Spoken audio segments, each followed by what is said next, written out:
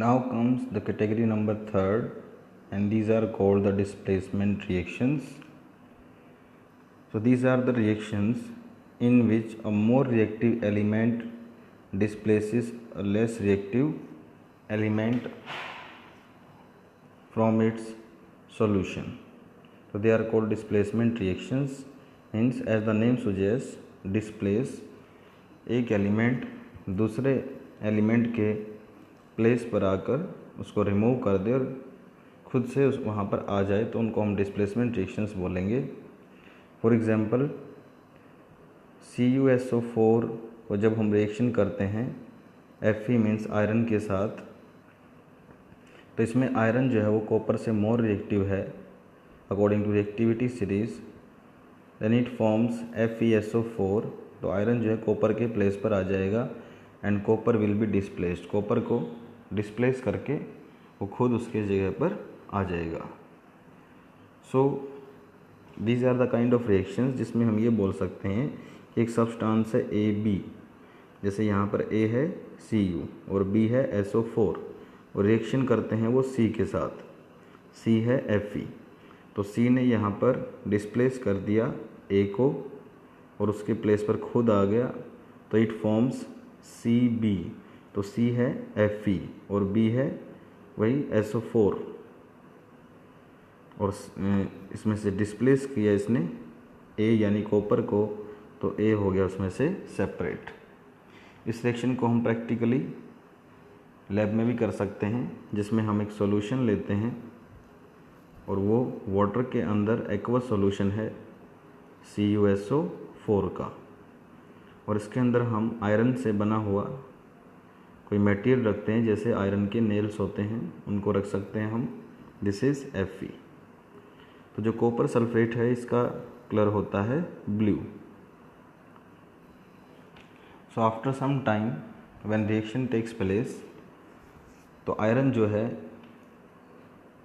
यहाँ कॉपर को इसमें से डिस्प्लेस कर देगा, और बाद में हमें दिखेगा कि जो सॉल्यूशन है उसके अंदर से जो कॉपर है वो सारा का सारा नेल्स के ऊपर लग जाएगा, और जो सॉल्यूशन है उसके अंदर चला जाएगा Fe.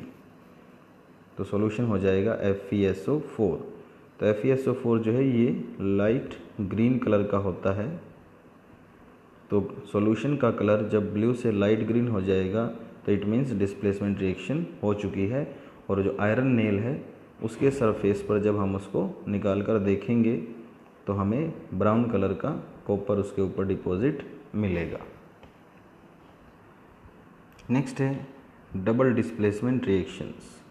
ये डिस्प्लेसमेंट का ही एक और एलेबोरेटेड पार्ट है. यहाँ पर डिस्प्लेसमेंट जो है वो डबल फॉर्म में होती है. मीन्स दो एलिमेंट्स या दो सब्सटेंसेस एक दूसरे को डिस्प्लेस करते हैं. तो these are the reactions in which two compounds exchange their ions.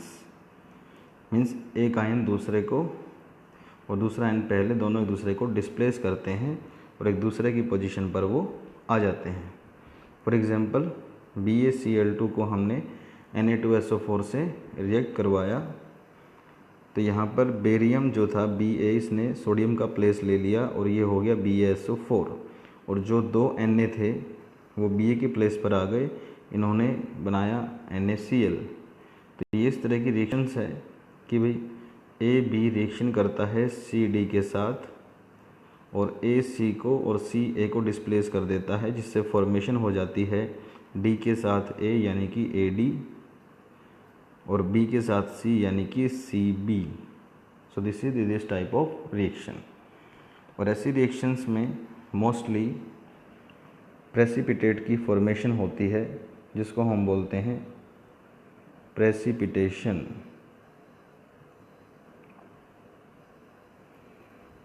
और सब्सटेंस को हम PPT बोलते हैं, यानी कि precipitate. So actually what happens, जब हम लैब में इस रिएक्शन को करेंगे तो हमारे पास एक कंटेनर है जिसके अंदर हम लेंगे इन दोनों में से एक सॉल्यूशन. सपोज यहाँ पर है Na2SO4 और इसके अंदर हम दूसरे बीकर से एक और सॉल्यूशन डालेंगे, वाटर के अंदर डिजोल्व है BaCl2। जब रिएक्शन हो जाती है तो ये जो BaSO4 है ये होता है वाटर में इनसोल्यूबल। सो BaSO4 फॉर्मेशन के बाद कुछ टाइम के बाद ये वाइट कलर का है, तो वाइट कलर का सब्सटेंस नीचे बैठ जाता है जिसको हम बोलते हैं वाइट PPT प्रेसिपिटेट। और सॉल्यूशन के अंदर हमें Na2SO4 की प्लेस पर मिलता है NaCl ड्यू टू रिएक्शन। क्योंकि इस रिएक्शन में सॉल्यूशन के अंदर जो SO4 आयंस थे उनके प्लेस पर Cl आ जाएगा और Na के प्लेस पर Bn ले लिया तो वो BaSO4 बनकर नीचे बैठ जाएगा। तो यहाँ पर हम एक और डेफिनेशन को अलग से लिखेंगे जो यहाँ इसमें नहीं है, वो है प्रेसिपिटेट्स या फिर PPT। तो ये है insoluble substance formed in a reaction and settled down, और जो नीचे बैठ जाता है आफ्टर सम टाइम। तो ऐसे सब्सटेंस को हम बोलते हैं PPT या प्रेसिपिटेट्स।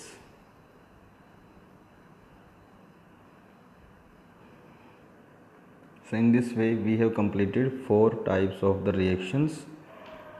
अभी भी कुछ टाइप्स और बचे हुए हैं जैसे ऑक्सीडेशन रिएक्शन और रिडक्शन रिएक्शन।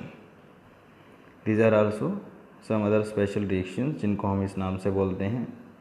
ऑक्सीडेशन का मतलब यहाँ ऑक्सीजन से लिया गया है and the reactions in which oxygen is added, means जहाँ पर ऑक्सीजन रिएक्शन करता है तो उन सभी रिएक्शन में अगर ऑक्सीजन किसी सब्सटेंस में ऐड हो जाए, कंबाइन कर जाए, तो उनको हम ऑक्सीडेशन रिएक्शंस बोलते हैं।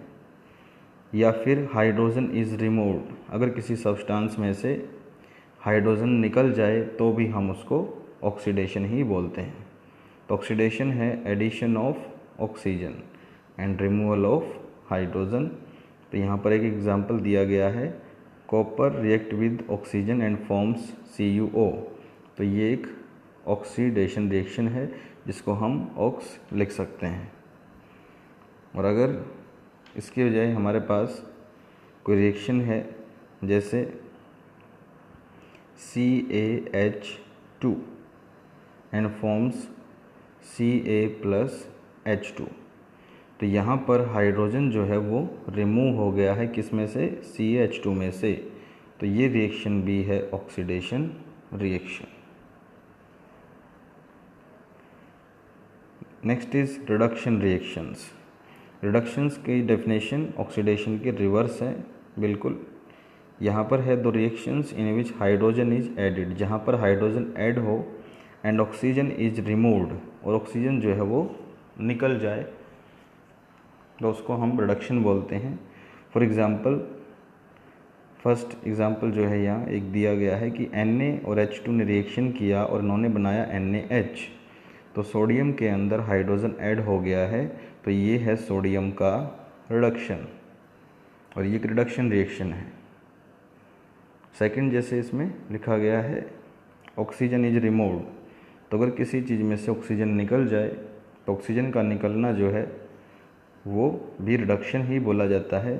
For example we have MgO, और इसको हमने अगर हीट किया और इससे फॉर्मेशन हुई मैग्नीशियम और ऑक्सीजन की, तो मैग्नीशियम में से निकल गया ऑक्सीजन, MgO में से ऑक्सीजन निकल गया, तो इसलिए MgO का हो गया है reduction. So in this is a reduction reaction. और नेक्स्ट है रेडॉक्स रिएक्शन। रेडॉक्स रिएक्शन का मतलब है रिडक्शन प्लस ऑक्सीडेशन। तो जिन रिएक्शंस में रिडक्शन और ऑक्सीडेशन दोनों चीज़ें एक साथ होती हैं तो उनको फिर रेडॉक्स रिएक्शंस बोल दिया जाता है। Those reactions in which reduction as well as oxidation takes place simultaneously, यानी कि साथ साथ साइड बाय साइड, तो उनको हम बोलते हैं रेडॉक्स रिएक्शंस। फॉर एग्जांपल जब CuO के साथ हाइड्रोजन ने रिएक्शन किया तो CuO में से ऑक्सीजन जो है वो निकल गया और इससे फॉर्मेशन हुई Cu यानी कॉपर की, और ये ऑक्सीजन हाइड्रोजन में ऐड हो गया। तो हाइड्रोजन में ऐड होने से हाइड्रोजन का हो गया है यहाँ पर ऑक्सीडेशन और CuO का हो गया है रिडक्शन। तो इस रिएक्शन में दो सब्सटेंस हैं CuO, इससे Cu की फॉर्मेशन हुई, ऑक्सीजन निकल गया, तो ये है रिडक्शन। इसको हम RAD करके डॉट लिख सकते हैं। और दूसरी रिएक्शन है H2 जिसमें ऑक्सीजन ऐड हुआ और इसका बन गया H2O। तो ऑक्सीजन का ऐड हो जाना होता है ऑक्सीडेशन, तो इसको हम लिखेंगे ox. And finally we have two more reactions, exothermic and endothermic reactions. तो इन रिएक्शंस के बारे में हम पहले भी डिस्कस कर चुके हैं। ये टेम्परेचर और हीट के अकॉर्डिंग हमने इनको डिवाइड किया है। एक्सो का मतलब है एग्जिट, बाहर की तरफ निकलना। थर्म का मतलब है थर्मल हीट यानी कि टेम्परेचर, और एंडो का मतलब होता है इनसाइड यानी कि अंदर, और थर्म फिर से टेम्परेचर। तो टेम्परेचर का एग्जिट हो जाए, हीट का एग्जिट हो जाए तो उसको एक्सोथर्मिक बोलेंगे, और हीट का अगर एंट्री हो जाए, एंडो मीन्स अंदर की तरफ हीट आ जाए किसी सब्सटेंस में, तो एंडोथर्मिक रिएक्शन होती है। तो मोस्ट ऑफ द रिएक्शन, जितनी भी रिएक्शंस हम देखते हैं, आइदर कॉम्बिनेशन, डिकम्पोजिशन, डिस्प्लेसमेंट, तो वो किसी एक कैटेगरी से ही होती हैं। So those reactions in which heat is exit और हीट इज़ इवॉल्व, तो उनको बोलते हैं एक्सोथर्मिक रिएक्शंस। जैसे रेस्पिरेशन, ये एग्जांपल हमने पहले भी किया है। C6H12O6 ग्लूकोज, इसने ऑक्सीजन से रिएक्शन किया और फॉर्मेशन हुआ CO2 और H2, और साथ में जो है हीट एनर्जी रिलीज़ होती है। तो इस रिएक्शन के बाद हीट बाहर आएगी, हीट जनरेट होगी और टेम्परेचर इंक्रीज़ कर जाएगा। तो ये है एक्सोथर्मिक रिएक्शन। सेकंड है एंडोथर्मिक रिएक्शंस।